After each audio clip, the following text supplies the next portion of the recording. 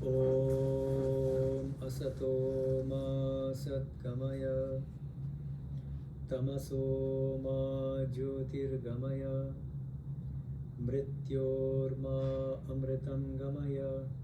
Om Shanti Shanti Shanti. Welcome everyone. Good evening. So in the past 2 meetings, we've been discussing my little new book called Karma and Rebirth in Hinduism.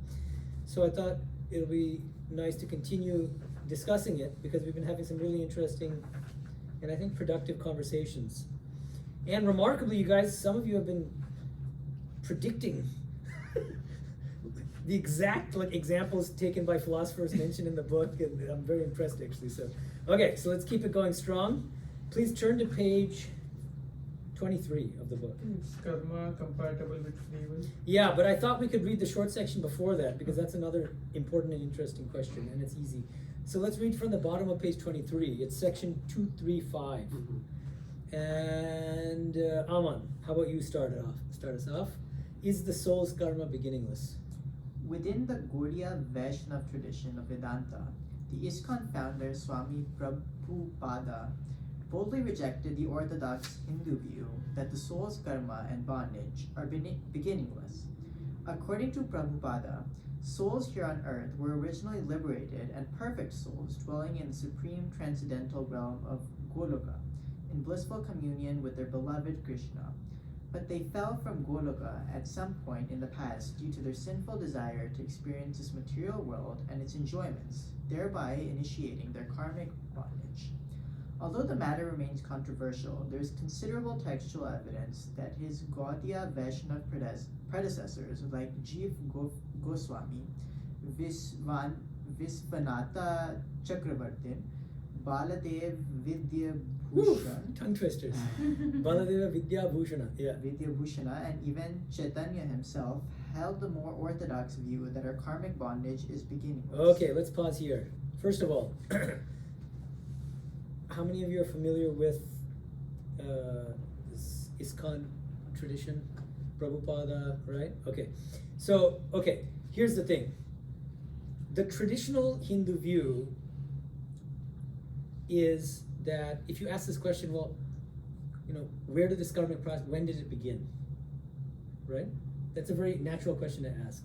The traditional Hindu answer is, it has no beginning. Jivas are eternal, so these individual souls are eternal, and therefore there's an endless cycle behind us of embodiments. Okay, there's no first birth. Okay, but so even though Jivas, the karmic cycle is beginningless, it nonetheless has an end. See how there's an asymmetry there? Even though it's beginningless, there's a point where it will terminate. Yeah, when we attain liberation, basically. Okay. So I do wonder. It sometimes worries me that might be incoherent. But I'm not. Can it be endless in one direction and then? What do you think, Yorgos? I cannot reason about it like endless beginning and no time, and even for like the Big Bang and the universe, let alone like souls and stuff. So I don't know. So I cannot. You chalk it up to mystery, right? Okay, so Sri Ramakrishna used to say, "Can a 1-seer pot hold 10 seers of milk?" So how can a small container contain, So it's like our brains, our finite minds, can't really grasp these things. So it may not be incoherent, but it's hard to. It's a little bit heady. The traditional view is. It's kind of like this. Like, where did the tree come from? Well, from a seed. Where did the seed come from? Well, from another tree. Where did that tree come from? From another seed. So it's like it's like that. Yeah, that's the traditional Hindu answer. Now, the ISKCON view is actually quite different, and it's very interesting, and that's why I mentioned it. It's because he, I think, quite explicitly and boldly deviates from this traditional Hindu view that our karma is beginningless. Okay, and so Prabhupada's view is the following, and you have to understand the broader philosophical framework that he's working with. Remember, the supreme reality is Bhagavan Krishna. The goal of life for us is to attain liberation here on earth so that we never have to come back here. and instead can dwell eternally in what's called Goloka. What is Goloka? It's the eternal abode of Krishna. It's also called the eternal Vrindavana. So as opposed to this physical Vrindavana, there's an actual supraphysical loka, realm, in which we are all devotees of Krishna in different forms, and we're all liberated. We stay there for an eternity, and we're in unending bliss.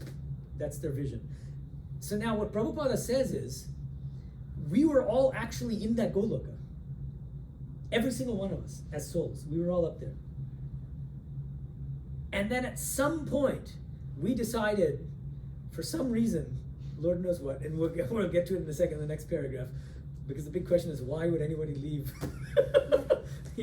So they left out of whatever curiosity or out of some sinful desire to, I want to experience something new or something. The apple. Huh? Mm-hmm. Eat the apple. So there is so it sounds like Christianity actually, this whole original sin kind of a thing.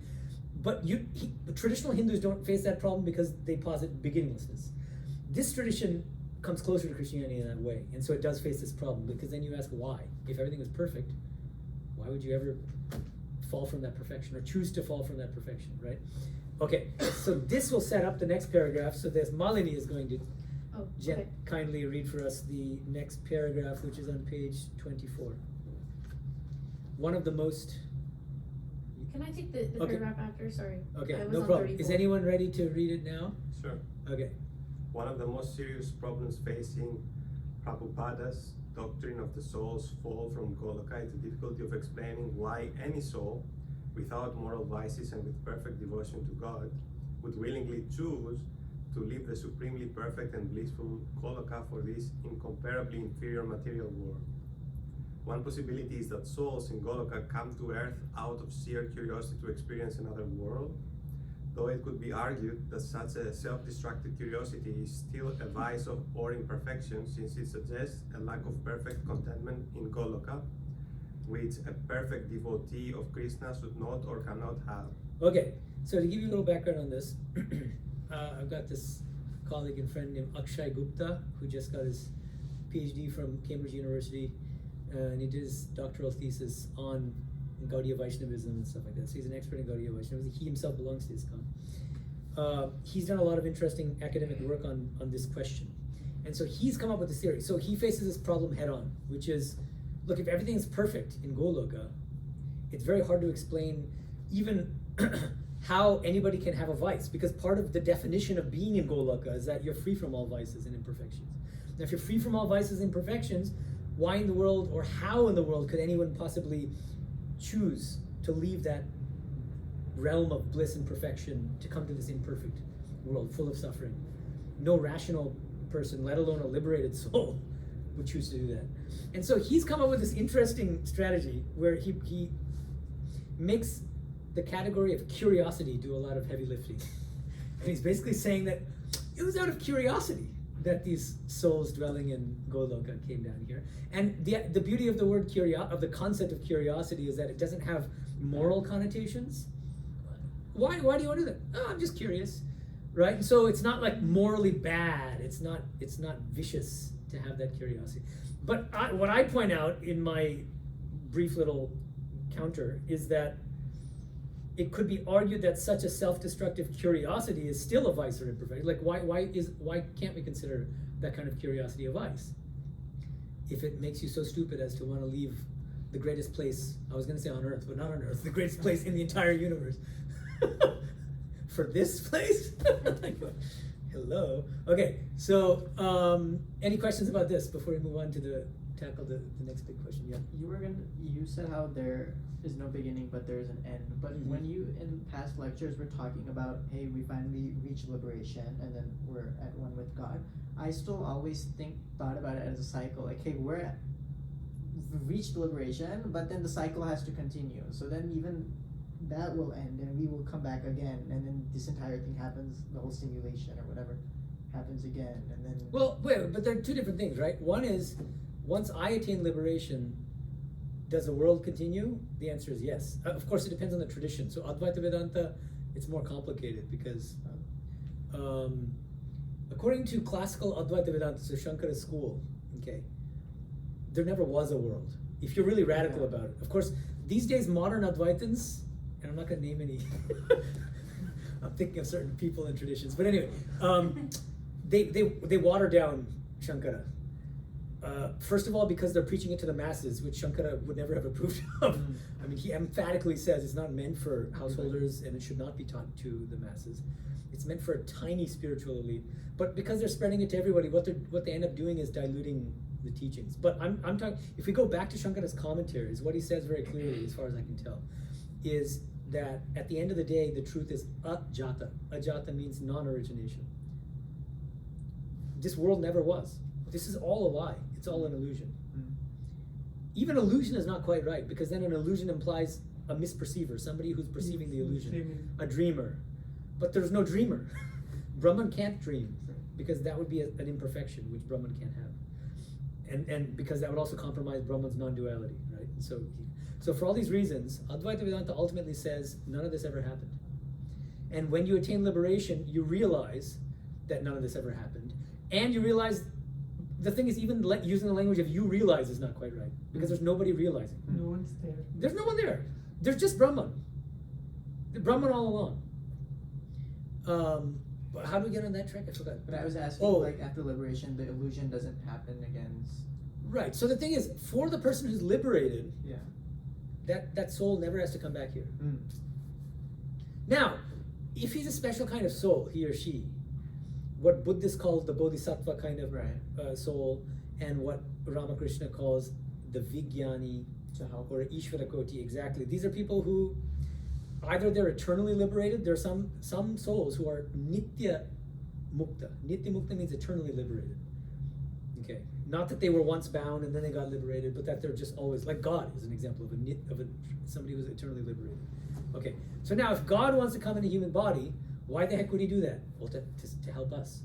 God becomes man so that man can become God. There's a famous saying in Christianity. One of these desert fathers used to say that. Athanasius, I think. It's one of the Greek fathers, yeah. So, okay. So, many great souls, many great liberated souls, they're gonna choose to come back, assume a human body, but for our sake, not for karmic reasons. Okay. But for those who attain liberation, they don't need to come back at all. Right. Yeah, just stay. But so did that answer the question? So it's a truly endless thing, you think? Like it's not, yeah. This doesn't fall into this cyclical thing. In the grand scheme, because I'm like, it's maybe you're moving toward another question, which is this, because we talked last week about how there's also a lot of Hindu traditions, especially modern traditions, accept universal liberation, that every soul will eventually attain liberation.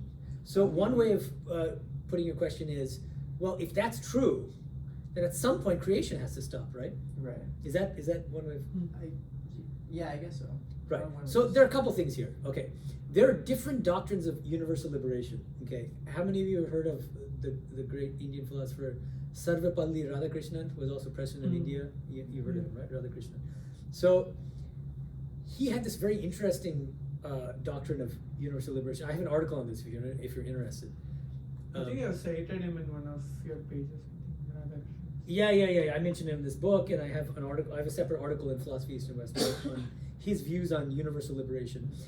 His view is what we call sarvamukti. But sarvamukti literally just means the liberation of all, right? But it's a very radical doctrine, because one way of thinking about sarvamukti is eventually everybody will attain liberation. Aman is more spiritually advanced than I am, so he's going to get liberation in this life. I'm going to have to wait 1,000 lifetimes before I get it. Shefali might have to wait 100 lifetimes before she gets it, blah, blah, blah. Do you see what I mean? Like, so we're all, it's staggered. That doesn't mean everybody's going to get it at the same time. Radhakrishnan has this different view where he says, no, so long as there's even a single soul in bondage, nobody will get the ultimate liberation. We all have to get it together. And so there's what about people who are more spiritually advanced? What does he say? They go to what he calls Brahmaloka. This is a traditional term that even Advaitins use. He's very influenced by Shankara, but he kind of like modernizes and liberalizes Shankara's doctrine. So he says, yeah, those people who attain liberation by doing good stuff here on earth and spiritual practices, they go to this Brahmaloka, which is this kind of, it's a very long time period, but it's still temporary at the end of the day. It's a really blissful place, but it's not the ultimate goal. And then, so it's like collecting all the almost liberated souls. And so Shefali does a lot of spiritual practices in his life, and then she goes up to Brahmaloka after she dies in this life. Okay, and then he also does it, and then he meets her up there. She's very happy about it. Okay, and then okay, and so now what happens eventually when every soul, when there are no longer any souls on this earth, and all the souls are collected in Brahmaloka, then they go, all right, you ready, guys? It's like a Six Flag roller coaster, right? And they go, woo! And they all merge in the absolute, non-dual absolute. It's like reincarnation plus judgment day.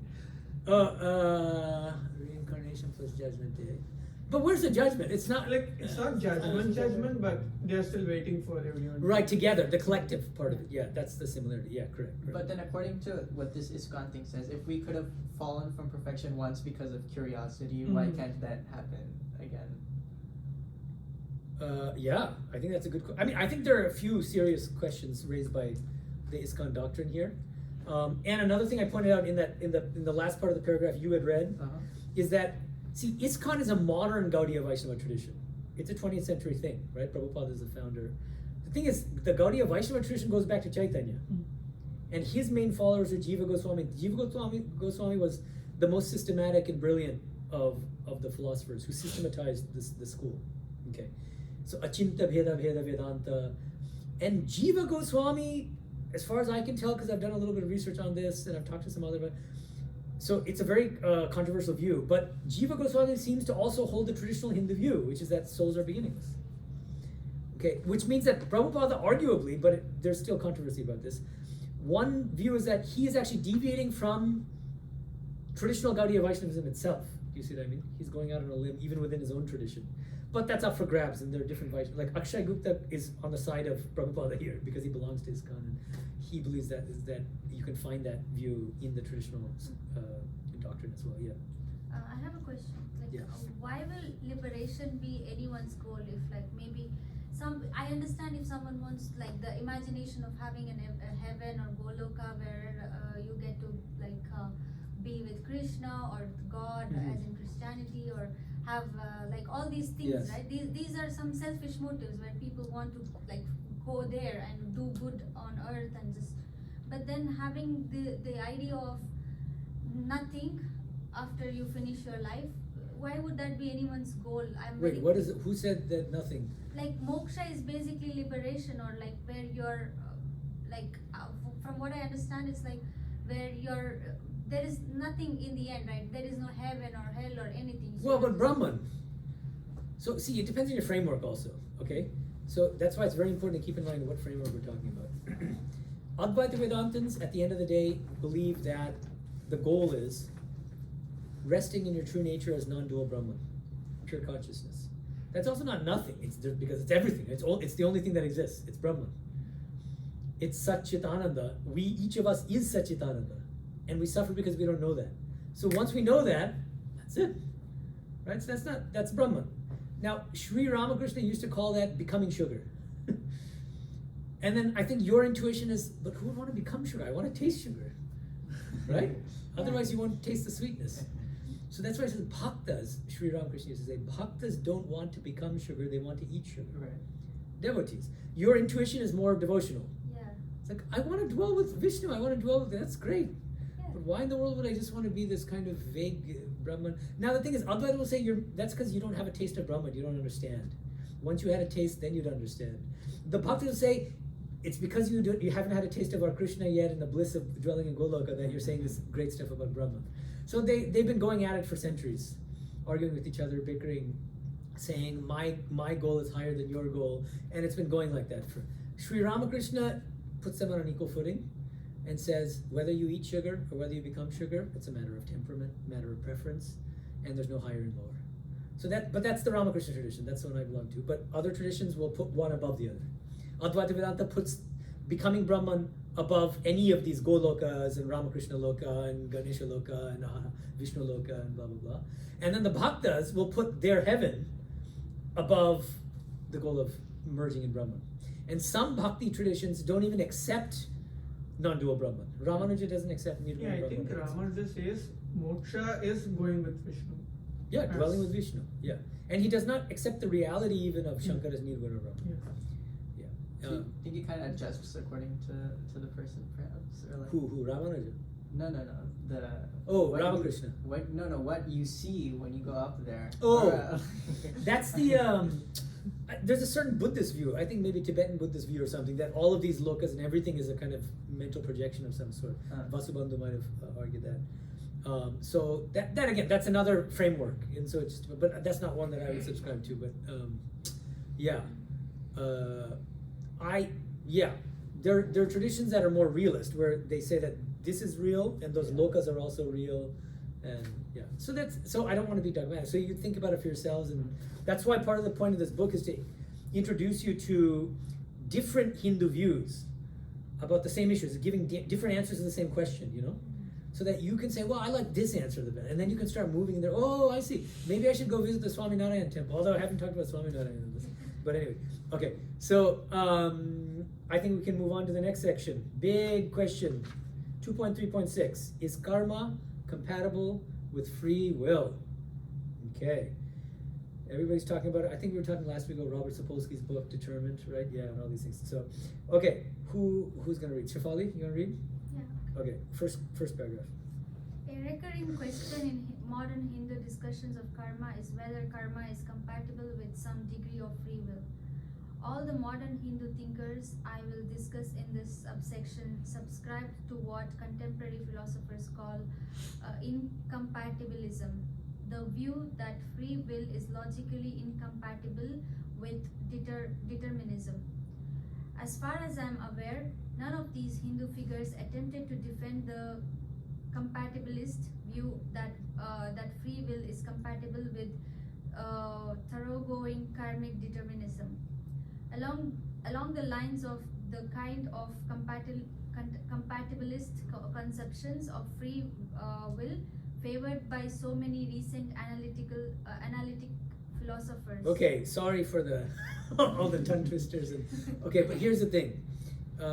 There's some technical terms that I'm introducing here. I think it's useful to just know what they are. And have you heard of incompatibilism versus compatible? Yeah. So the thing is, for people who don't know anything about philosophy, when they hear this, they're almost like, what the heck is compatibilism? Like, incompatibilism is obviously true, which means if everything is determined, then obviously we don't have free will. That's a kind of natural intuition that I think most people share.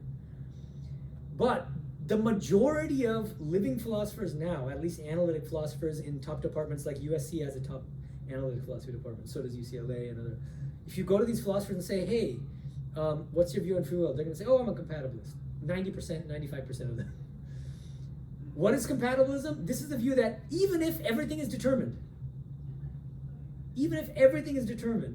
we still have free will. Okay.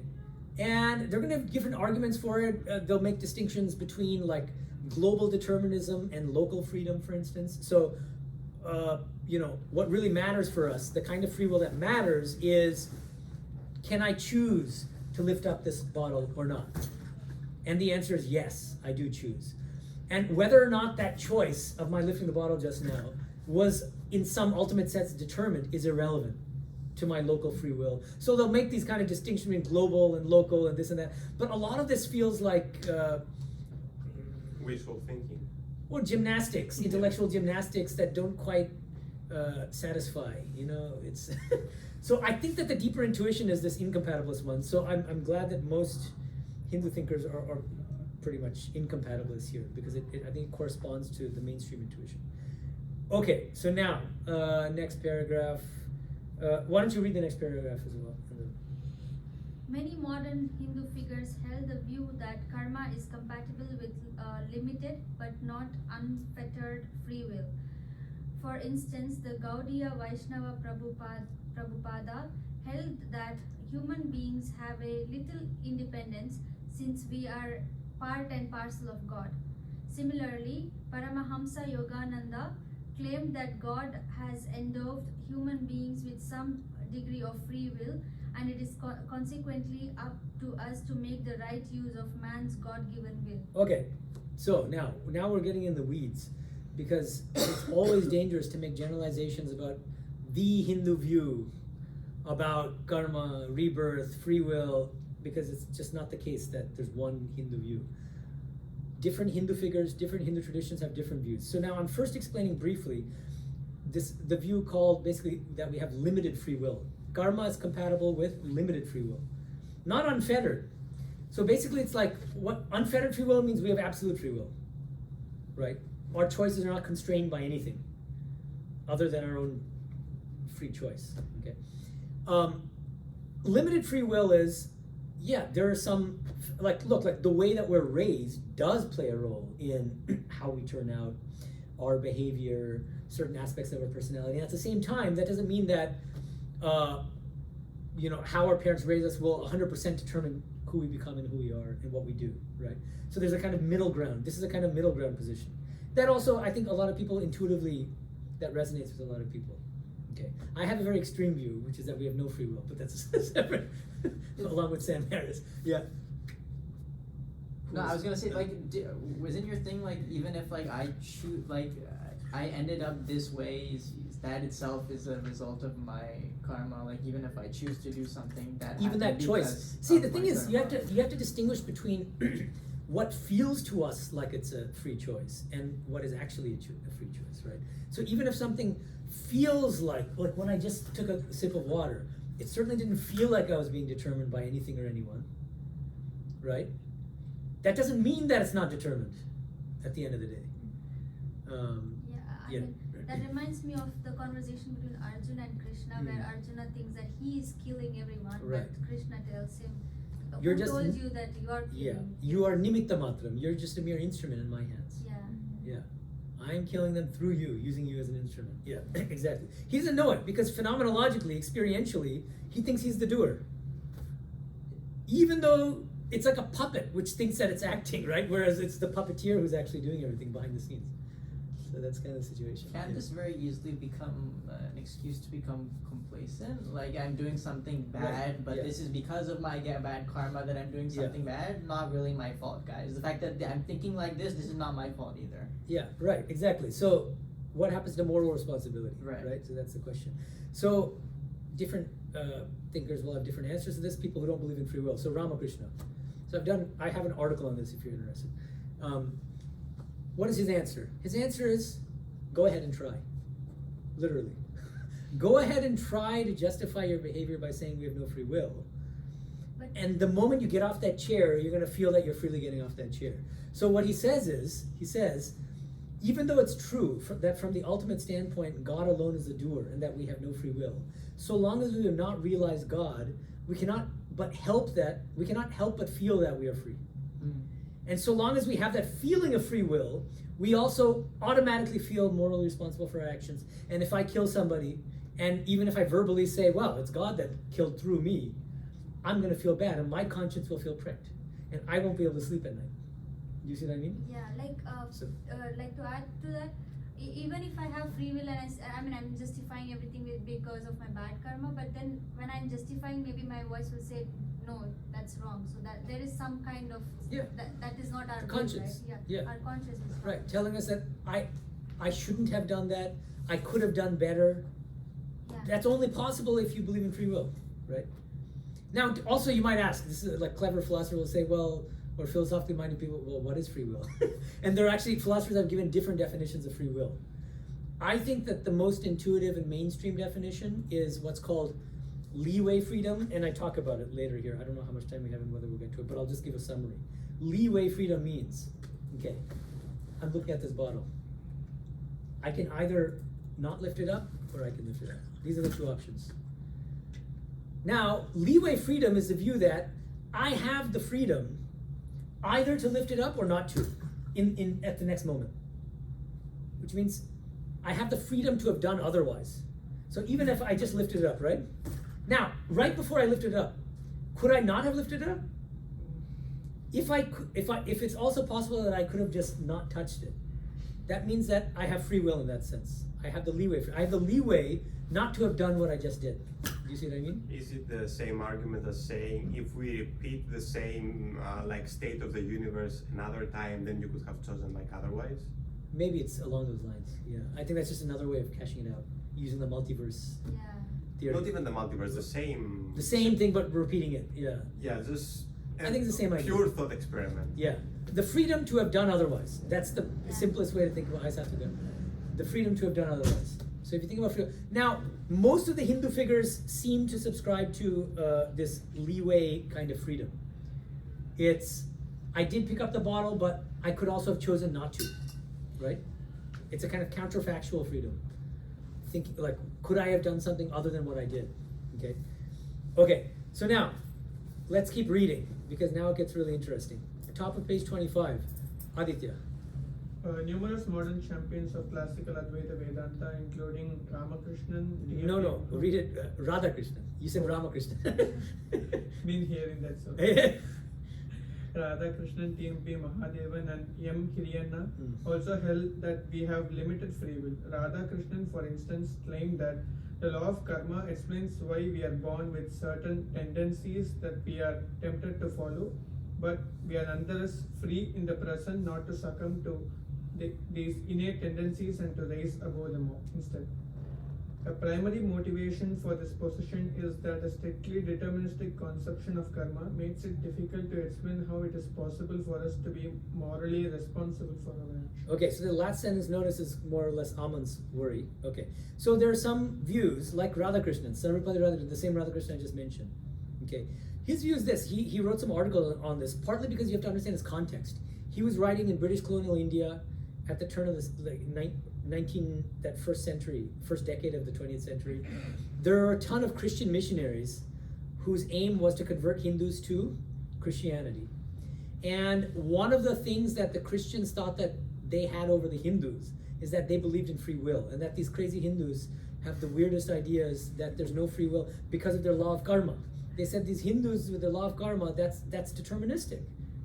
Right? We're doing things because of our own past karma, which means we have no free will. And so Radhakrishnan wrote essays refuting the Christian missionary refutation of Hinduism and saying that actually the Hindu law of karma does not entail absolute determinism. There's still scope for free will, but it's limited free will. Now, how does he explain this limited free will? He gives a simple example. He says, look, like, if I have been prone to anger in the past and I've flown off the handle on many occasions, and then somebody does something to anger me, it's very likely that I'll get angry again, that I'll lose my temper, right? But is it 100% determined? His answer is no. I have a little sliver of freedom to control my impulse to lose my temper. Even though it's difficult to do, it's not easy. It's easy. If I just want to go with the current, it means I'm going to lose my temper. But I can summon all my, energy and then, all right, okay, and then I choose not to say anything. And then it dissipates, right? It's hard, but it's possible. That's kind of his view, okay? So that's not absolute free will. It's also not absolute determinism. It's somewhere in between. Are you following? Okay. Now, Sattviga, do you want to read the next paragraph? Page 25. In contrast to? Or is it going to take you a while to? Yeah, it's okay. And we can... huh? I think I can. Okay. Malini, have you gone yet? I don't want to read. You don't want to read. Okay. Okay, Sattviga, go. In contrast to the view that karma is compatible with limited free will, several 20th century saints in the tradition of classical Advaita Vedanta upheld more thoroughgoingly deterministic conceptions of karma. For instance, when a visitor asked Nisargadatta Maharaj, "Is there no such thing as free will? Am I not free to desire?" Nisargadatta gave the following emphatic reply: "Oh no, you are compelled to desire. In Hinduism, the very idea of free will is non-existent, so there's no word for it. Will is commitment, fixation, bondage." Likewise, Ramana Maharshi claimed that absolutely every action, down to taking a cup of water, is predetermined by one's karma, and that even though ordinary people think they have free will, even that feeling of free will is, in fact, an illusion, just another link in the deterministic causal chain of karma. At the same time, Ramana remarked that a man is always free not to identify himself with the body, which suggests that the mental act of disidentifying with the physical body is a free act. However, Ramana's position remains vague and calls for further elaboration and justification. Did Ramana hold that only our physical acts, but not our mental acts, are karmically predetermined? He gave no clear answer to this question. Moreover, if he held that only one particular mental act, namely the act of disidentifying with one's body, is exempt from karmic predetermination, then his position seems ad hoc. Okay, let's pause here. So this gets into some philosophical complexities. There are some, especially Advaita Vedantins within Hinduism, who either hold that we have zero free will or coming very close to that position. So I think Nisargadatta is somebody who just fully embraces no free will. Okay, a la Sam Harris, Ramakrishna, and others. Okay, he just says no, everything is determined. The will itself is determined by definition. Ramana Maharshi has a very interesting position, and maybe I'm not doing justice to what he's saying, and because people ask him this question again and again: do we have free will? What about this cup of water? You know, I use the example of the bottle, but it's literally the same thing. Somebody says, do I have the freedom to pick up this glass of water? He goes, no, that's also not free. That's also determined. But then he adds, a man is always free not to identify himself with the body. Now, the way I put it here, and one way that one could interpret it, is to say that that act of not identifying with the body is, where does that act take place? It's presumably a kind of mental act. But it may not be, actually. So that might be a misunderstanding of, I realize now that maybe that's not what Ramana meant. Maybe Ramana Maharshi meant identify with the Atman. Once you realize that you're the Atman, then the Atman is freedom. Atman alone is free. It doesn't have free will though. What's the difference between freedom and free will here? In what sense does Atman have freedom but not have free will? Always remember, we're now talking about the framework of classical Advaita Vedanta. And what do we establish about the view of classical Advaita Vedanta? There's no world. And there's no doership. There's nobody doing anything. So there's no morality and there's no question of morality if there's no beings. I mean, there are no beings, there's no actors, there's no agents. You know what I mean? So at that point, so the Atman is free, but in this sense, it's free but doesn't have free will. Which is not a deprivation. The point is, there's no world to have free will in, right? So the Atman is not the kind of thing that can act. It's the non-dual self, you know? So the Atman is freedom itself, but does not have free will. Okay, and so Ramana Maharshi, so it is a little bit tricky to understand, well, so the only freedom you have is not to identify with this physical body, which is 100% determined by our karma, basically, is his position. And so I think that the position runs into some problems. Well, why are you exempting that one choice from determinism? The choice not to identify with the body. How can that not be determined? Why isn't that also a result of our karma? It's a result of my good spiritual karma that I choose not to identify with my body. Why not say that? Isn't that more consistent? So I think maybe Nisargadatta Maharaj, as opposed to Ramana Maharshi, would adopt that view, which is that absolutely nothing is free, including all of our spiritual practices, including getting liberation. All of that falls under karmic determinism. Okay, Ramana Maharshi seems to be moving along those lines, but then stops slightly short of it, as far as I can tell. But maybe it's also possible that he'll say that to throw a dog a bone. That's also possible. That he's saying that as a concession to people who aren't ready for the highest truth. That's also possible. Some saints do that, even though they believe that there's no free will. If they feel that it might frighten people or discourage them, they'll say, it's not that we have no free will. Even Sri Ramakrishna, even though his view, as far as I can tell, is we have absolutely no free will. God alone is a doer. He would sometimes use the example of a cow tied to a post. And he'll say, look, think about that. The cow is free to roam within the radius of that rope, but it can't go beyond that radius.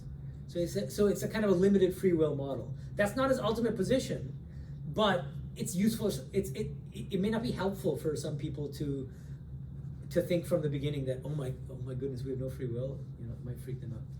And even if you unleash the cow, it probably might not go out of that, right? Like it stays in that circle. Because it's so used to it or something? Yeah, like maybe. If you keep continuously tying the cow there, then maybe it doesn't know how to go out of that. Right. Unless it goes by accident, and then it goes, whoa, that's interesting. What a fun place. Okay, good. Any questions before we move on? Swamiji, if I understand correctly, Christianity kind of holds the view that they're compatible, right? This destiny and free will thing.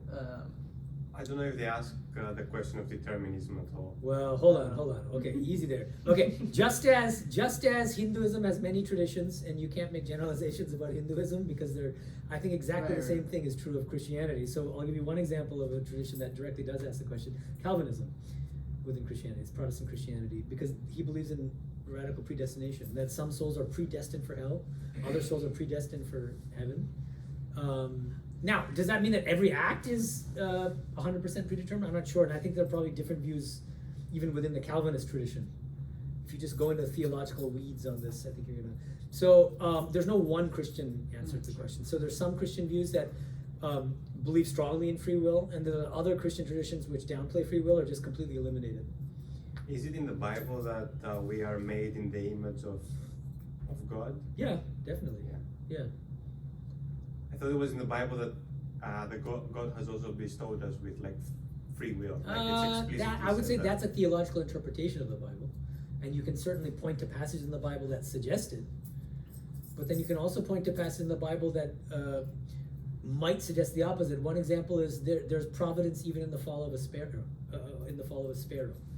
You know that famous. There's providence even in the fall of a sparrow. When a bird, a tiny bird, a sparrow, just decides to drop in the air by 6 inches, that's also determined by God. That's one interpretation of what it means that there's divine providence even in the fall of a sparrow. The idea is that God's will is behind everything, in a certain sense.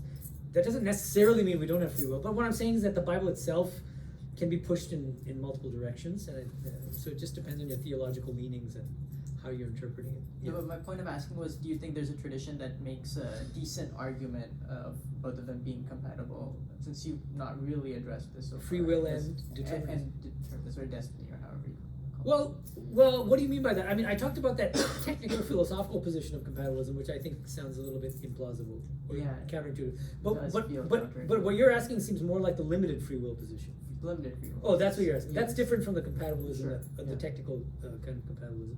So yeah, a lot of people believe in this limited free will. Yeah, even in the Hindu tradition, as I said, I quoted the Prabhupada, I quoted Yogananda from the Self-Realization Fellowship, that group. So they believe in limited free will. And that karma means that our actions are not completely free. We're not free to just do whatever we want. We're constrained in certain ways. But that there's still some amount of free will. Okay. And Yogananda also adds, I had to drop some because of that very strict 30,000 word limit. I had a couple other sentences from Yogananda basically where he says, the closer you get to God, the more free will you have. So that's another kind of version of this, which is that it's a sliding scale. And the more spiritual you become, the more freedom you get. And we're going to see actually in the next paragraph that Swami Medhananda held a view kind of like that, but it's actually a very interesting view. So who wants to, okay, back to Aman. Is this from? It's the Vivekananda, was arguably, bottom of page 25. Hi.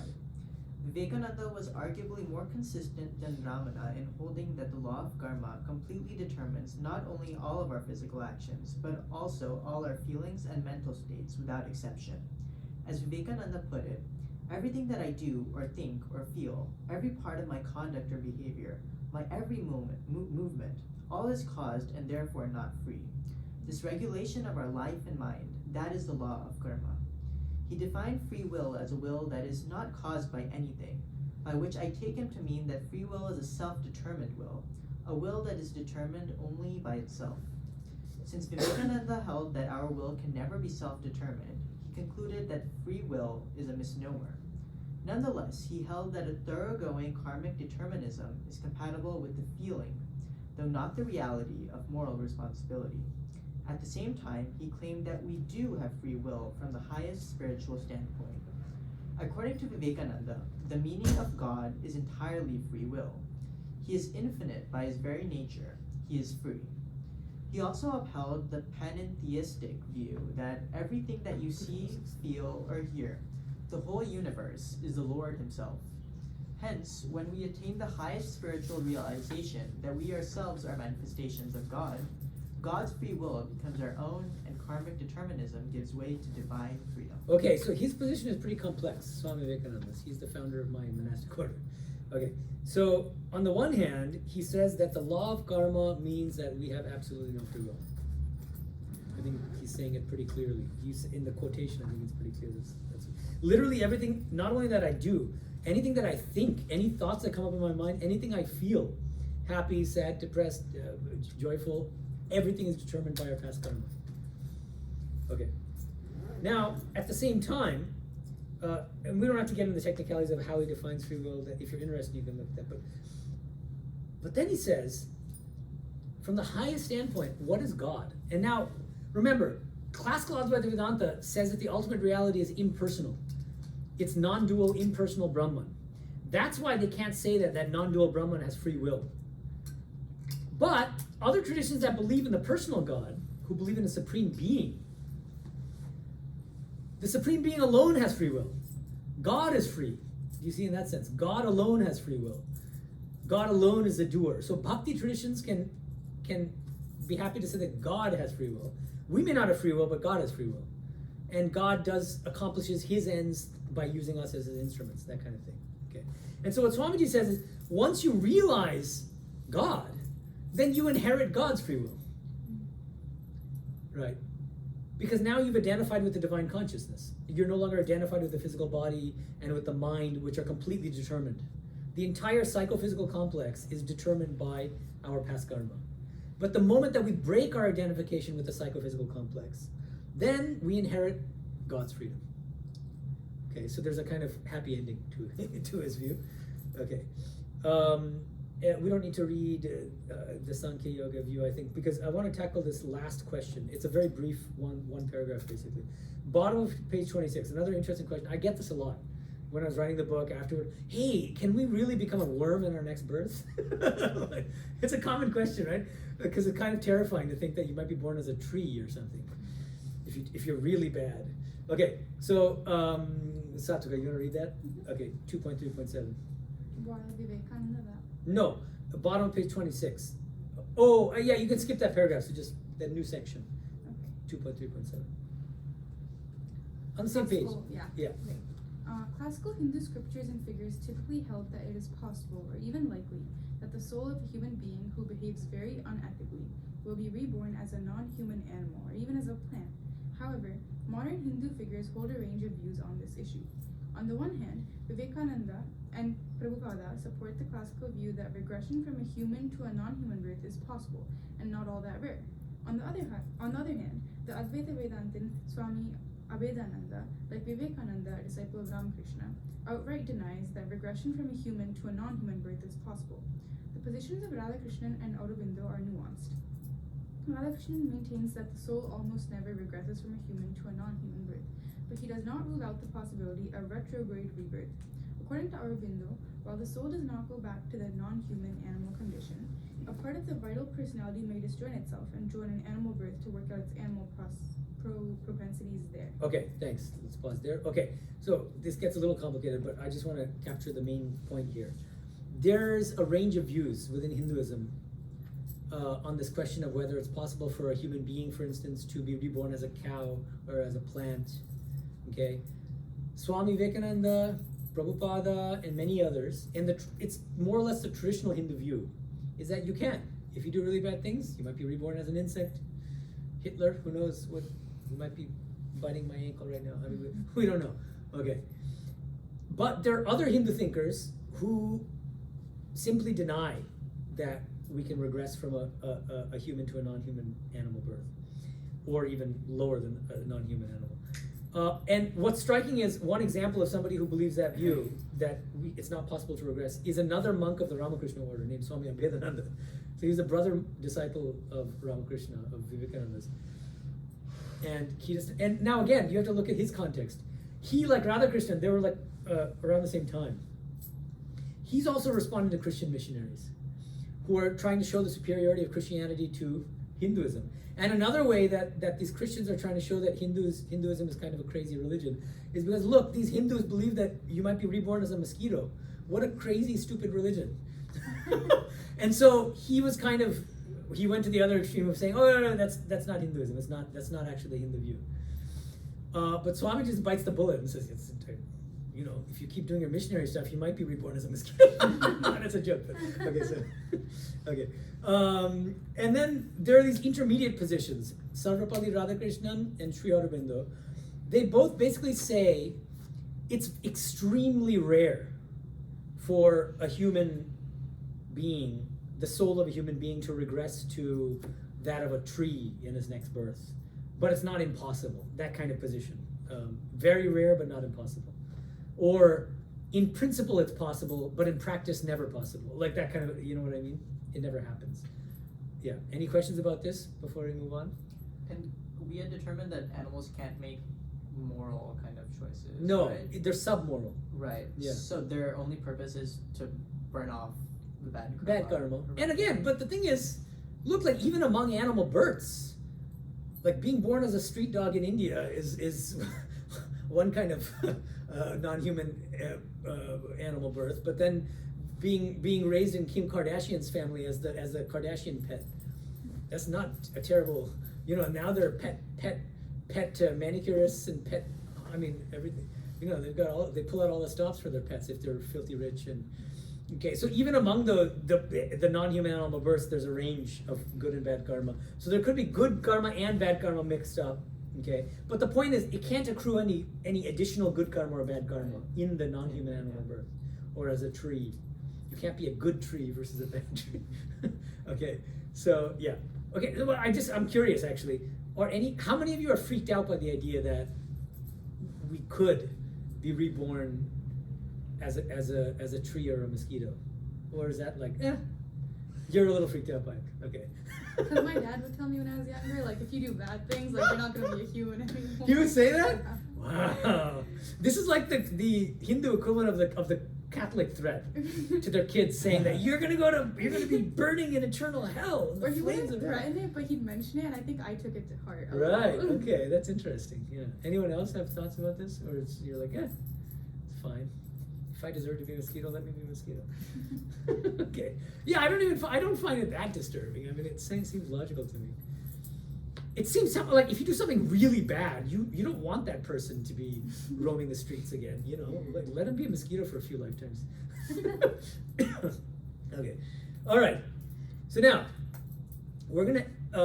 Well, it's 7:25. I think maybe we can start with the first. So here's the thing: in this book, the next chapter, chapter 3, are arguments in support of karma and rebirth. Okay, and I discuss 6 main arguments.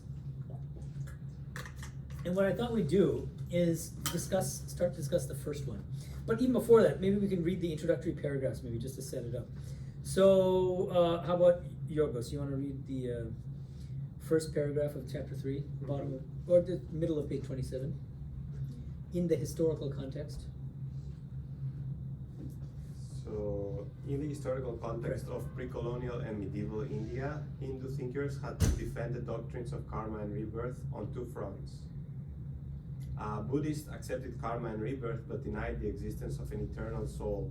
In opposition to Buddhists, classical Hindu philosophers not only defended the reality of an eternal soul, but also went on the offensive by arguing that karma and rebirth presuppose an enduring, morally responsible self that accrues karma and remains stable across multiple physical embodiments. In contrast to Buddhists, Charvaka, materialists, not only rejected all transcendental realities such as God and an eternal soul, but also denied karma, rebirth, and the very possibility of liberation. Against these materialists, classical Hindu thinkers argued for the existence of an eternal soul, as well as a morally and spiritually structured world in which karma and rebirth play a prominent role. Okay. This is important historical context, I think. So on the one hand, we've got these Buddhists, brilliant Buddhist philosophers, who also believe in karma and rebirth, right? We all know that. Buddhists believe in karma and rebirth just as much as Hindus. But there's a catch. They disagree on one thing. Buddhists deny that we have an eternal soul. But what in That's the big problem. And so there have been long debates between the Buddhists and the Hindus about this question, especially the Nyayikas, the followers of Nyaya, because they're a very logical school of Indian Hindu thought. And so they are making all these arguments and throwing these objections against the Buddhist view of karma and rebirth. They said, look, you guys are committing a contradiction. On the one hand, you're saying that you believe in karma and rebirth, and on the other hand, you can't explain what that reincarnating entity is. There's no stable reincarnating entity. Without that, you can't really believe in, you can't have a coherent theory of rebirth. And they're going to say, It's like one candle lighting another candle, lighting another candle. Like they'll use metaphors and stuff like that. They'll say that if you rapidly make a circle, like keep doing this with a torch of fire, a fire torch, it looks like a continuous ring. But in fact, there's no real ring. It just seems like that to us. So Buddhists will say, look, there's an illusion of selfhood. But it's because we mistakenly think that we are eternal selves that we suffer. And that liberation from suffering means that our self, that sense of self actually dissolves. That's called nirvana. This is one of the mainstream views within Buddhism. So then the Hindus will retort, but then there's no reincarnating entity. You can't explain what is being reborn. So these are complicated, and that becomes a whole other class to discuss those debates. It's very interesting, and there's a lot of work done on this among the scholars. Okay, but then on another front, we've got, within India also, within the same Indian context, we've got Charvaka materialists. They're the equivalent of the, hedonists. the hedonists, and that line in the book of Ecclesiastes, in the Hebrew Bible, eat, drink, and be merry, for tomorrow we die. You've never heard this? Eat, drink, and be merry, for tomorrow we die. So it's a kind of, we don't have eternal souls, forget about heaven, forget about God, make hay while the sun shines kind of a thing. YOLO. Have as much fun as possible. Huh? YOLO. Hashtag YOLO. yeah, You YOLO. only live You once. only live Whoa, it's kind of like that, YOLO. Okay, that's what YOLO means. Okay, right, YOLO. I saw the Lonely Island song. YOLO? Okay, is Lonely Island now I really Used feel to my be. age. It used to be. Look at this guy. What are you? Only a few years younger than me? What are you? I'm 28. Oh, okay. He's much younger than me. Okay, so But you're my cousin, who's like 7 years older than me, introduced me to this. to Lonely Island. Yeah. There's some good ones. Yeah. I threw it on the ground. You see that Yeah, one? yeah. That's a really fun one. Okay, so anyway. Where was I? Okay, so these hedonists. No eternal soul. What does it mean? So that means let's maximize happiness here on earth, because that's all we got. We're not coming back. We're not eternal. The moment we die, consciousness ceases. Okay? And so the Hindu thinkers who are defending karma and rebirth, on the one hand, need to be defending the reality of a reincarnating eternal soul against the Buddhists, and defending the doctrines of karma and rebirth and an eternal soul against the Charvaka materialists, who don't believe in any of this. They'll say the whole thing is bogus. And they'll say about the Vedas, they say really nasty things about the Vedas. They say, the Charvakas, they say that the Vedas are nothing but the ravings of lunatics. They use really strong language. Okay. So now, why am I giving this context? Because we need to understand why Hindu thinkers felt the need to defend their doctrines of karma and rebirth. If everybody just believes them, you're not going to find many arguments, right? It's only if some people are questioning these doctrines that you're going to have arguments. And so the more questioning there is, the stronger and the more robust the arguments in favor of these doctrines will be, right? Like, just think about if you have some kind of like habit, like you drink 5 cups of coffee a day, and nobody ever asks you anything about it. Well, you're going to go on drinking your 5 cups of coffee. You won't even think twice about it, maybe. But let's say that like your best friend goes, hey, like, isn't 5 cups kind of a bit much? And for the first time, you're like, oh, wait, is it? And then either you might react badly and say, no, it's, 5 cups is fine. I've done my research. I've read the studies. 5 cups of coffee a day isn't that bad, and this and that. But you're defending. You see, you're giving an argument in favor of drinking those 5 cups of coffee a day. But it's because that person was challenging you that it brought out your mettle, basically, right? So now, as we keep reading, we're going to find that the next paragraph, we'll see why that's relevant. So, who is Shafali? You want to read? As discussed. Yeah, exactly. As discussed in 2.3, modern Hindu thinkers during the period of British colonial rule in India operated in a global cosmopolitan milieu. In which they had to defend the doctrines of karma and rebirth in the face of recent scientific developments and vigorous challenges from Christian missionaries. Accordingly, these colonial Hindu figures further developed classical arguments in support of karma and rebirth, and sometimes presented new arguments not found in the classical literature. Okay, thank you. So, things change when the British come to India Why? Swami Vivekananda, he was pretty scathing about British colonial rule, so that's why he was a great inspiration to many of the Indian freedom fighters, Subhash Chandra Bose, Sri Aurobindo, and many others. Okay, but he also said there was one great advantage of the British colonial rule. Can you guess what that one advantage might be? The silver lining? Challenging of the Is it doctrines. strengthening of Hinduism? The what? Is it strengthening of Hindu thinkers against the... Well, we're all moving in the right direction, but the way he put it is, it opened India to the rest of the world. Really? Yeah, I mean, it was so insular, right? It's like, and they would refer to people as mlechas and you know, beyond the pale and this and Oh, that. you mean like Indians to the like? Yeah. Okay. Like the internet is doing across the world now, but the idea is when the British came, they're like, hey, look, there's a thing called tea, and there's this, and there's that, and there's different value systems, and you know, and it's like, hey, why do you Hindus believe in these doctrines? You know, so like, for so long, Indians, this is one of Swami Vivekananda's favorite analogies. They were like frogs in a well, living in a well, thinking that the whole world is that well, not realizing there's a vast ocean just outside that well, and then suddenly these people from a different well are coming and hopping into their well, and they're saying, hey, you know that our well is much bigger than yours, and you know, has some nice amenities that your well doesn't have. So this was something that Swamiji felt is actually very positive. And so what happens? Well, there are a bunch of Christian missionaries who come to India who are trying to convert the Hindus to Christianity. So now Hindus themselves need to be on their toes, on their feet. They have to be on their feet, right? So they have to be able to defend their own views, basically, for the first time. They weren't being challenged for thousands of years by other Hindus, but now these Christian missionaries are challenging them and saying, your religion is silly. You have weird ideas about elephant gods and monkeys and being reborn as a gnat. I mean, come on, don't you believe in Christ and everything will be taken care of? And so now the Hindus need to rationally defend their doctrines in a much more rigorous way than they ever had before, because the challenges are much more vigorous. Are you following? Okay, so now let's read just the next paragraph here. Shefali, why don't you just finish it? Yeah. This section. This section discusses 6 of the most important arguments in favor of karma and or rebirth, advanced by classical and modern Hindu thinkers and also by some recent scientists and philosophers. I take these arguments to be mutually supportive ones that make a cumulative case for the plausibility of karma and rebirth.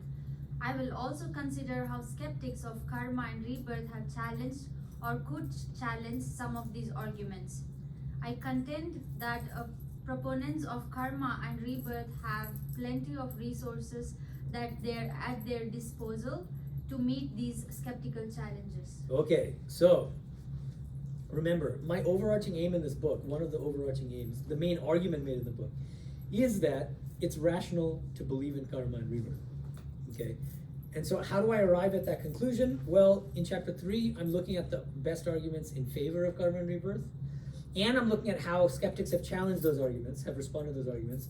But at the end of the day, I want to show that none of these, that these arguments actually have some value. And you don't need to put too much weight on any one of them. I'm going to talk about 6 arguments. They are mutually supportive, which means, you know, after reading, I want you guys, I bet some of you have not even thought about some of these arguments, or maybe any of them, right?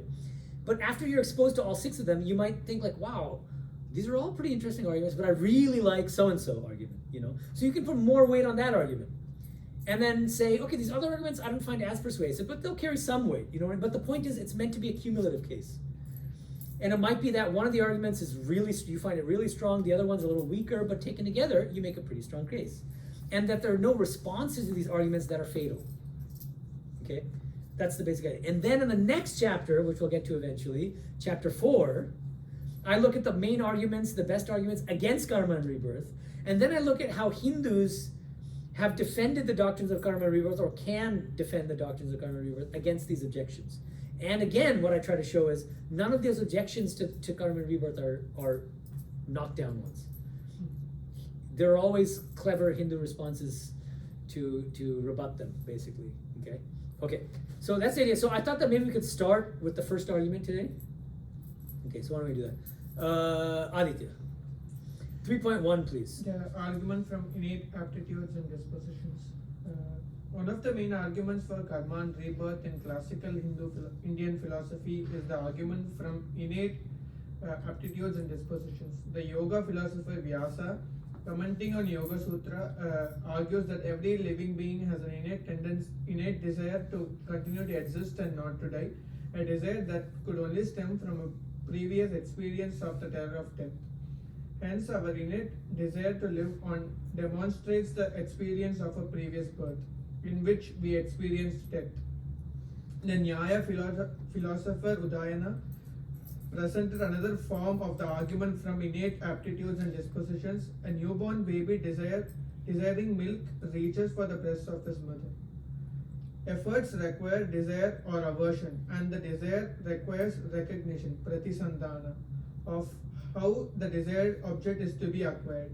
In the case of a newborn, it is not possible that such recognition is caused by memory of an experience of having milk at its mother's breast. Therefore, in the case of a newborn, such recognition must have been caused by the latent mental impression samskara formed by the experience of having milk at its mother's breast in a previous birth. Therefore, karma and rebirth are true. Okay, this gets a little bit complex, but the basic idea is pretty clear, I hope. Okay, so what is this argument from innate aptitudes and dispositions? Well, many creatures, not just human beings, but other creatures, are just born with certain innate abilities. A duckling will just be able to swim, right? And then the example used by this yoga philosopher Vyasa is very interesting. Abhinivesha, the term in Sanskrit is abhinivesha, which means an intense desire to continue to live. I mean, some people will commit suicide, but that's very rare. But most people have a desire to live, right? Where does it come from? Why? Why do we have that desire in the first place? And so what they say is, what Vyasa says and some other Hindu philosophers say is, it's because we've experienced death in previous lives, and death was not a pleasant experience, that we have an innate fear of death in this life. That's the argument. And Aman is looking very skeptical. Skeptical or just kind of like depressed? Or... Both. Oh, okay. Yes. Okay, but any other? So now, there's a kind of more sophisticated version of the same argument given by the Nyaya philosopher Udayana, which Aditya just read. What's the idea here? You have to imagine a newborn baby who has never had mother's milk before. So first time.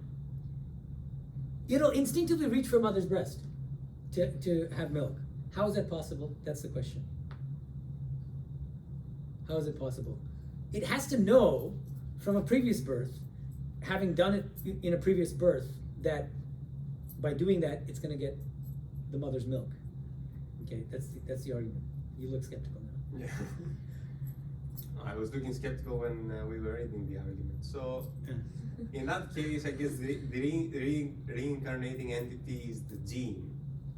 Is the well that's we're gonna get It's there in a kind of, second. yeah, it's kind of like Right, heredity, pre-genetic natural selection. Yeah, right. Arguments. Okay, great. Okay, good. So yeah, we're gonna get to that. Yes, you guys are good at anticipating my book. So okay, so let's try to go in the order here. So how about Satvika? You want to read the next paragraph? Yeah. Thank you. While classical Hindu thinkers framed the argument from innate aptitudes and dispositions in terms of a universally innate disposition, some modern Hindu philosophers like Sri Aurobindo and Sarvepalli Radhakrishnan have presented a version of the same argument by appealing to the exceptional abilities of rare child geniuses. Their argument runs as follows. Scientists have not yet been able to explain adequately the phenomenon of child genius, either in terms of genetics or environmental influence, or both. For instance, Wolfgang Amadeus Mozart composed his first piece of published music at age 5. The phenomenon of child prodigies, which remain mysterious from a scientific standpoint, can be readily explained by the doctrines of karma and rebirth. The extraordinary aptitudes of child prodigies were acquired and developed in their previous life or lives. Okay, good. We'll pause here. Okay, so this is like a different version of the same argument. There are these amazing child geniuses who from an extremely young age exhibit extraordinary talents, right? How in the world could Mozart compose a piece at the age of 5 and, you know, Pascal doing these incredible things as a kid, okay? And the answer is, well, because Mozart did a lot of musical practice in his previous lifetimes and got really, really good at it. And then he came with those talents, those abilities in this life. Okay, so it's a similar idea as the previous argument, but just using a different example. That's not, like a fear of death is universal, right? But these abilities are found in 0.0001% of the human population in these young kids. So now we get to the heredity objection that Yorgos was mentioning. So, middle of page 29. Who wants to read it? Who is, you, huh? No, it's okay. We'll finish this and then leave. Okay, yeah, no problem. So let's read that because it's just a couple paragraphs. Yeah. So, Yorgos, do you want to read it? Yeah, an obvious modern scientific objection to the argument from innate aptitudes and dispositions is that physical hereditary transmission is sufficient to explain innate aptitudes and dispositions, rendering superfluous the assumption that they are latent mental impressions formed in a previous birth. According to this objection, the newborn's recognition that reaching for its mother's breast will satisfy its desire for milk was inherited from its ancestors. Likewise, Mozart's extraordinary musical aptitude was inherited from his ancestors. Keep reading. Some modern Hindu thinkers have explicitly addressed this objection. Vivekananda, for instance, offers a twofold response to this objection. He claims that hereditary transmission is perfectly compatible with rebirth, since the individual soul, in light of its past karma, takes into account hereditary qualities when it selects the particular body in which it will be reborn. As he puts it, we, by our past actions, conform ourselves to a certain birth in a certain body, and the only suitable material for that body comes from the parents who have made themselves fit to have that soul as their offspring. Okay, let's pause there. Are you following that first response? That's The gene is the means by which the karma is expressed. Yeah, it's manifested. Yeah, exactly. And so, the soul will choose the body that's genetically appropriate for the karma that it wants to, work out in this birth. That's the idea. And so Swami Vivekananda even used a graphic example in one place where he says the soul of a drunkard will gravitate toward those who have certain genes that will make you have a propensity to become addicted to alcohol. Yeah, exactly. So, okay, but now there's another answer. So, Yorgos, you want to just read the next paragraph? Vivekananda also argues that while physical qualities and tendencies may be explained in terms of hereditary transmission, it is not at all clear that mental experience can be recorded in matters. In other words, while it might be plausible for physical traits and propensities, such as one's height or predisposition towards a particular physical disease, to be transmitted to one's offspring through physical genes, it's not at all obvious that mental qualities and predispositions like intelligence or a predisposition toward depression can be transmitted hereditarily. Okay, good. Pause here for a second. See, here's the thing. Another response he gives, which you might think is outdated, but we'll talk about that in a second, is, look, okay, heredity can explain a lot, but can it explain everything? Right, like it might be able to explain fear of death. Even fear of death, I don't think, in his time, I don't think we could. But like height, hair color, eye color, okay, I get how genes can explain those things. But depression, anxiety, high IQ, are those things really heritable? That's a question. And he was raising that question back in the 1890s. We can ask now in 2025, do any of you do any of you major in biology or genetics or anything like that? Or have any background in any of this that might be able to help us? Okay. I hear a lot of biologists in podcasts, if that helps. Okay, well, so why don't we, what's your name, by the way? Varnita. Do you have the digital copy of this? Yeah. Can you read the paragraph on page 30? This is going to bring us up to modern times, but because I'm not an expert, I'm curious what you guys think about this. This response was? This response was certainly a reasonable one to make in the 1890s, since the field of genetics only began to develop in the first decade of the 20th century. Since the 1960s, behavioral genetics have become a major research field. However, according to critics like J. Joseph, the attempt to identify the genetic basis of intelligence, physical illnesses, psychological disorders, and personality traits has turned out to be a spectacular failure. As Joseph puts it, sustained worldwide research carried out during the past 3 decades has failed to uncover the genes that behavioral genetic researchers believe underlie IQ, personality, and the major psychiatric disorders. This failure, which has been dubbed the missing heritability problem, remains a major topic of debate among scientists.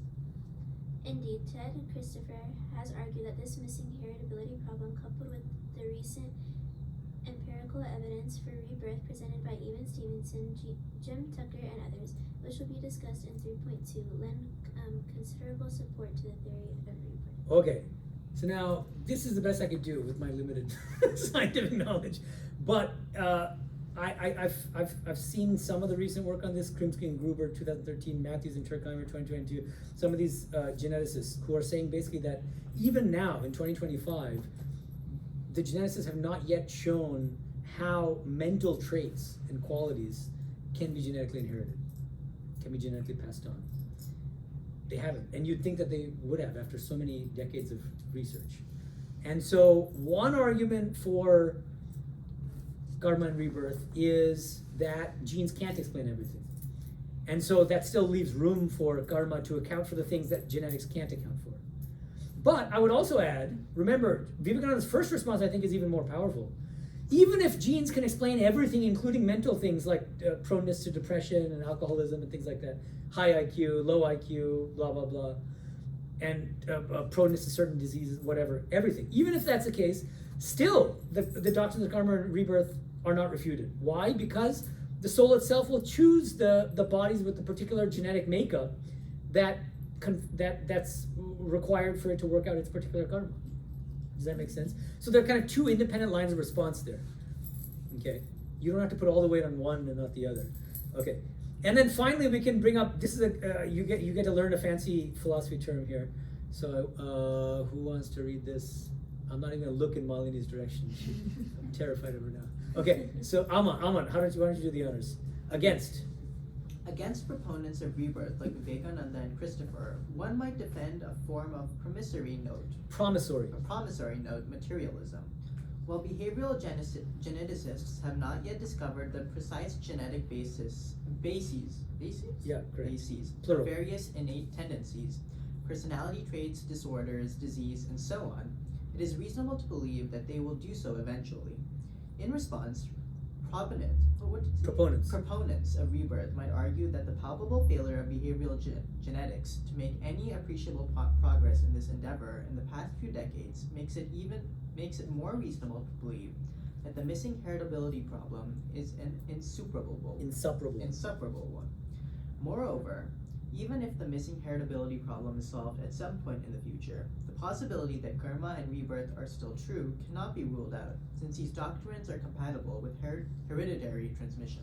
Okay, so the fancy new term that probably some of you have never heard of is promissory note materialism. Ooh, that's a good one. Have any of you heard of that? Promissory note materialism. So the idea is these are materialists who believe in nothing beyond matter. Okay, like a lot of scientists are like that these days, Richard Dawkins and whatever. Okay, so what they're saying is, look, we don't believe in your fuzzy metaphysical doctrines of karma and rebirth because genetics, we admit that up till now, 2025, geneticists have not been able to prove the genetic bases of mental things like having high IQ or being prone to depression or anxiety or other mental health disorders. But we have full faith, we're sure that within 100 years, scientists will have been able to prove the genetic basis of these mental traits, basically. Right? That's what's called promissory note. You're giving a promissory note, like, just give it some time, and then they'll come around and prove our position. Okay, so one response is, well, we'll talk about it when I see it, right? But You can't just, that by itself is like just, it's a kind of a non-answer. But the deeper answer is, remember Vivekananda's first response. That's why I say, even if the missing heritability problem is solved at some point in the future, the possibility that karma and rebirth are still true cannot be ruled out, since these doctrines are compatible with hereditary. So even if all physical and mental traits are genetically determined, even then that doesn't rule out the possibility that there's karma and rebirth, because the soul can just choose the genetically appropriate body. Does that make sense? Okay, so now you're completely convinced. Yorgos is he's sold, he's converted. Okay, so I think this is a good place to stop, because we're going to talk about, next class, we're going to be talking about, we have 5 more arguments to go, so I don't know if, and they're fun, right? Yeah, it's kind of interesting. It's good. I bet some of you have not thought about some of these arguments before, so it's a good thing to think about. All right, any questions? Yes? I sent you a link to a recent article about the missing heritability. Oh, cool. It's a popular science blog post, not like a okay. peer-reviewed publication, but this guy posts very, very interesting things. So and does it speak to this issue that we're talking about? I think so. So, to my understanding would be perhaps the methods that are being used because of the limited data that we have are too linear. So they're looking at direct interactions by the gene to the effect, or maybe simple combinations of genes, and then they don't go into complex permutations. Yeah, of all these things. So they may these effects might be very non-linear, and therefore you need a lot of data to be able to. And AI might them help. Out. Yeah. Couldn't AI help? Does he mention AI at all? Because I feel like that's where he AI might, really... because they have started doing these protein folding. Yeah, now, exactly. and We're all using these AI. things. That's what I thought. Yeah. And one thing about the heritability is, while the genes might not have found genes, or because these genes may be it may be a combination of genes. They have good studies on twins, on how even twins that were separated at birth seem to display very, very similar traits. Even mental traits. Yes. And personality traits. Yes, more levels of intelligence too. I think so. They're trying to quantify heritability in terms of genes by some metric, and I think intelligence is around 50%. Right. But it's not actually 50% of your IQ points are inherited and the rest are up to your nurture. Whatever. Yeah. It's that the 50% of the variance is explained by the genes. It's like a kind of a convoluted definition that they're using. Okay. Yeah. Thank you. So that's interesting. So, but clearly, then, even this latest blog post is still saying that they haven't solved the heritability problem. I think so. Yeah. But they're trying to explore new strategies for addressing it, right? Sounds like non-linear ones. Thank you. That's my take on it. I see. That's it's not... like a 3-month-old article now. I don't exactly remember what I read in there. Okay. No. Only my mental impressions of it. Yeah, but thank you. Okay, any other thoughts or questions? No? So that's basically, I remember a conversation I had with Yorgos. So it's basically, that's what these thinkers do, right? Until you prove something, they for example, I was saying, oh, look at all this gravity and stuff that proves that God exists. So he's like, until gravity was a thing, they did not believe in, until Newton came up with the theory and stuff, people thought that God was what was holding things together. Right? Still, they haven't explained why gravity exists, right? Right, yeah. So there is always thinking. It's called the argument from design for God's existence. Well, it's God who designed gravity. Well, the Dawkins would call it the God of the gaps. Right, yeah. We bring in God when we can't explain something using exactly. Scientific instruments. So these arguments have been going on for centuries, and I think one of the best arguments for God's existence is not one of these traditional ones, but what's called the argument from religious experience. There's testimony from around the world from people who say that they have directly experienced God. And unless we have a reason to dismiss their credibility or to think that they might be unreliable, I think we have good reasons for for accepting their testimony. Okay. And what are the reasons? Well, because for instance, imagine Aman tells me, hey, Maharaj, it's raining outside, maybe you should take an umbrella. Now, if it's April Fool's Day, and I know that he's prone to being a jokester, then I might be like, are you pulling my chain, Aman? But if not, if I feel that he's credible, reliable, I'll take his word for it. I'll take an umbrella, and then lo and behold, when I go outside, I'll find, Aman's right, it's raining, right? And so we do that all the time. We frequently, like newspapers, we believe newspapers, we believe in history textbooks, we believe in all sorts of stuff. That's all based on perceptual testimony, right? Somebody who is an eyewitness to a certain event or scene is reporting on it. We read the article, and then we believe that what that person reported is true. We do it all the time. Do we? Don't we? Anymore? Okay, well, nowadays it is getting complicated with fake news and stuff.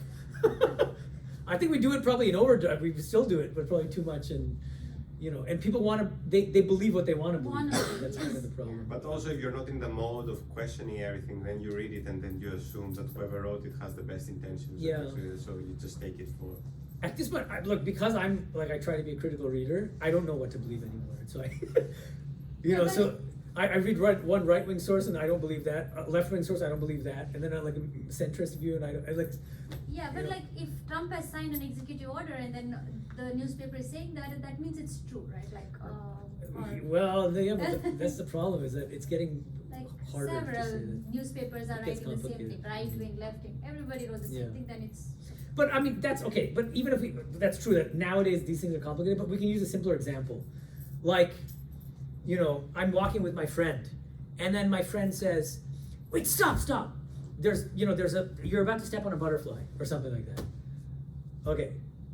Like, I might just stop. I'll immediately stop, just believing that my friend is not pulling my chain, right? And then I'll find out there was a butterfly there. I can even cross-check it. I can verify. Even if I couldn't cross-check, maybe the butterfly flew away. Even then, there's a default trust. I'll just have trust that what my friend said was accurate, unless she was joking with me. If I know that she's on drugs or joking or whatever, there are she might be seeing psychedelic butterflies, hallucinating things. But the point is, barring those things, the default assumption is trust. So in the same way, if we apply that same principle to these mystics, there's no reason why we shouldn't accept their testimony also. Which doesn't prove that God exists, but the idea is that it makes it reasonable to believe that God exists. And I talk about this in detail in Spiritual but not my religious books. things. What? You spoke about it in the spiritual. Oh yeah, but I mean, I have books on this. Chapter 5 and 6 of my book, Swami Medhananda's Vedanta Cosmology, is, and I'll be going to a conference in Boston, an American Academy of Religion conference in November, where I'll be summarizing my arguments there. This is what I just explained to you. Is that the Medhananda 2026 that you said? Yeah, what is Medhananda? Yeah. What do you mean? Oh, I see, this guy. Yeah. It's in the future. This is the next doctrine of Hinduism is time travel. I know, it is funny. Boy, you guys did your homework. You check. So yeah, have any of you heard of Arindam Chakraborty? He's a famous. He's probably like the single most famous living scholar of Indian philosophy. Yeah. Arindam Chakraborty. Okay. He is one of the few people who's done work on Sri Ramakrishna's and Swami Vivekananda's views on free will. He's written some interesting academic articles on this. And so because he's very old now, you know what happens when a professor who's very famous becomes very old? What do they do for the professor? They publish a Festschrift. That's a German term. Festschrift, which means a volume, a book commemorating, honoring this great hoary professor. Okay, Hoary. Don't get me wrong. Gen Z. I don't know what they think. Okay, so anyway,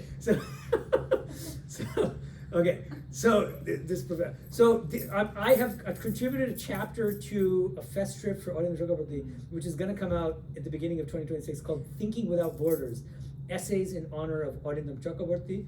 And my contribution is From Karmic Determinism to Divine Freedom, Revisiting Vivekananda's views on free will and determinism in the light of Spinoza and Ramakrishna. And so I give a summary of that article in the paragraphs that we read, actually. Is this done like as a gesture to finally get them to retire so a new position opens up? That's an interesting, probably actually. All right, good. Okay, we're good? Om Shanti Shanti Shanti Hari Om Tat Sat.